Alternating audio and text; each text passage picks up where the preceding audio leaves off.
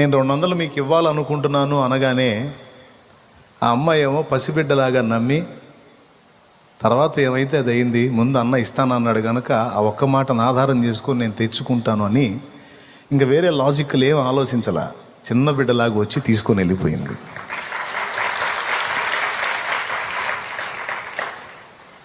కానీ మిగిలిన వాళ్ళందరికీ కాళ్ళు ఉన్నాయి, అన్నీ బాగానే ఉన్నాయి, కానీ లాజిక్ పనిచేసింది.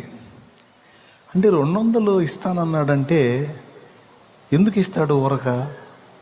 ఇందులో ఏదో టెక్నిక్ ఉంది, ఏదో ప్రాబ్లం ఉంది, ఏదో మెలిక ఉంది. తీరా ఆడికి పోయిన తర్వాత మళ్ళీ పరువు పోతుందేమో.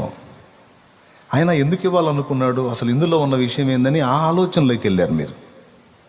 అంటే తర్కించుకుంటున్నారు, లాజిక్ వెతుక్కుంటున్నారు.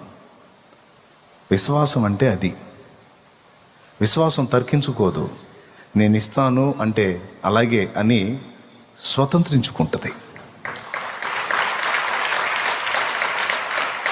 తర్కించుకుంటూ అట్లెట్లా అయింది, ఇట్లెట్లా అయింది, ఇప్పుడు నీ సమస్యను పరిష్కరిస్తాను, నిన్ను స్వస్థపరుస్తాను, నేను నిన్ను బాగు చేస్తాను, నేను నిన్ను బ్రతికిస్తాను, నేను నిన్ను హెచ్చిస్తాను, నేను నిన్ను ఇలా చేస్తాను అలా చేస్తానని దేవుడు మాట్లాడినప్పుడు విశ్వాసం గల హృదయమేమో ఇక ఏ తర్కాలు లాజిక్లు వెతుక్కోకుండా పసిబిడ్డలాగా అవును తండ్రి ఆమెన్ అంటుంది.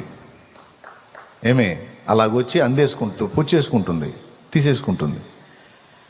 కానీ అలాంటి విశ్వాసం కనపరచకుండా ఈ లాజిక్లు వెతుక్కుంటూ కూర్చుంటారే, చాలా లాస్ అవుతారు, చాలా నష్టపోతారు. అలాంటి తర్కం వేసుకొనే, అలాంటి లాజిక్లు వెతుక్కొనే చాలామంది దేవుని దగ్గర నుండి పొందలేకపోతున్నారు. ఆ ఒక్కతే రాకపోతే ఇంతమంది కనీసం 10 మందినా లెగుతారు అనుకున్నాను నేను. చూడు, ఇంతమందికి ఎవరికి బ్రెయిన్ పనిచేయలే.